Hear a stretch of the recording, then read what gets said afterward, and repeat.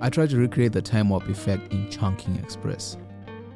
After I finished watching Chungking Express, I thought that's a real-time effect that they use is pretty cool and I would like to try it. But before long, my negative thoughts came in. So you really think you can do this, bro? In this video, I'm going to show you how I did it and how you can do it too in your videos. Cue the fucking montage, baby. The first step was to watch Chungking Express again. The second step was to find out how did they manage to do it, and then figure out if I can actually do it on an FX3. Was this something that one person can do, or do I need support? After days of doing research, the first method that I settled on was that of playing around with the shutter speed. Using a low shutter speed means that you get a smeared motion blur. Whilst this method works, the subject doesn't stay in focus, which is different from what was done in Chungking Express. So I had to go back and do more research just to see what exactly did they do in Chungking Express. With doubt creeping in, I knew that I had a few moments before he convinced me to quit. After spending more hours doing research, I finally found out how they were able to create this effect.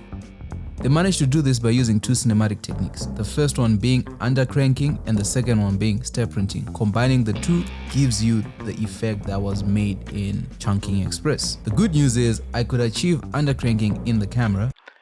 Undercranking is a filmmaking technique where the camera is run at a slower frame rate than the standard playback rate, typically 24 frames per second for film or 30 frames per second for video. This means fewer frames are recorded per second. When the footage is played back at the normal frame rate, the action appears to move faster than it occurred in real life. Now obviously this is not the desired effect that we are going for. In order to get the effect that we're going for, we now have to introduce the second filmmaking technique that they use, which is step printing. Step printing is a filmmaking technique used to alter the perceived motion or aesthetic of a shot by duplicating frames during the printing process, resulting in slower or stuttered motion. It creates a unique dreamlike or surreal effect used in artistic or emotional sequences.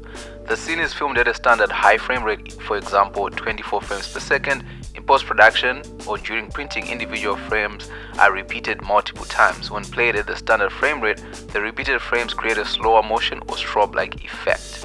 By repeating frames, the action appears slower than it was filmed, even if the original footage wasn't shot at a high frame rate. The technique can produce a choppy or jerky quality to motion, contrasting with the smoothness of traditional slow motion. In order to achieve this effect in your editing software, you have to do some math. Speed to account for the slower frame rate.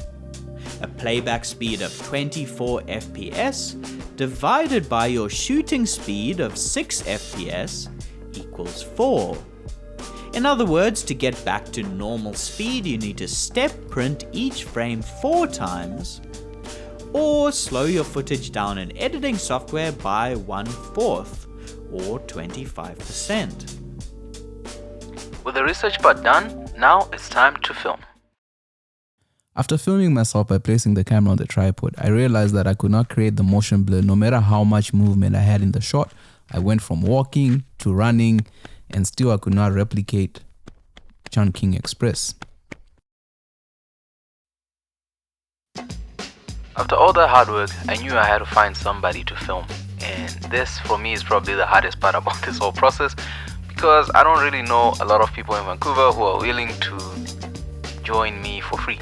So I set out on a journey to find someone, anyone, anyway.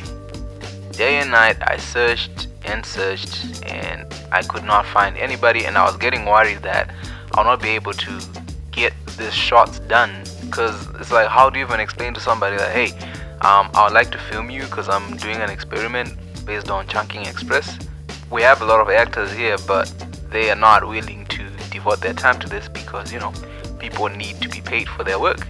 So I set out on different journeys every day, trying to find any stranger, anybody, any friend. Still, there was nobody. So without giving up, I tried to come up with plans of how maybe I could clone myself and somehow do handheld, or maybe I should find a second shooter. The second shooter was not to be found. Doubt was creeping in every day, and I thought I would not be able to actually achieve this. But it's not in my nature to give up. I kept trying and trying and trying to find someone. I went all over the city asking people, can I please film you? It won't take time, but the answer is always no, which is a lesson. I think that in filmmaking, the hardest thing to do ever is to convince anybody to do something for free, which is interesting because we get into it for our passion, but of course we all want to be paid for our work. And finally, I found him. I found somebody who said yes. Now I could rest. Sykes. Once you have the person, once you have the footage, that's when the real work starts, because the story has to make sense. It cannot just be me filming whatever I like. So I went straight to work.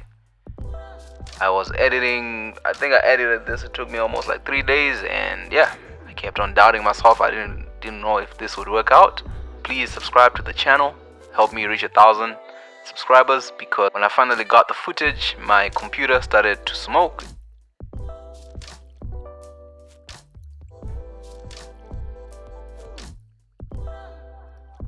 At the end of the day, with all these things, they're just tools to tell a story, and you have to be willing to tell the story you want to tell. But I eventually got it done, so please enjoy the final video.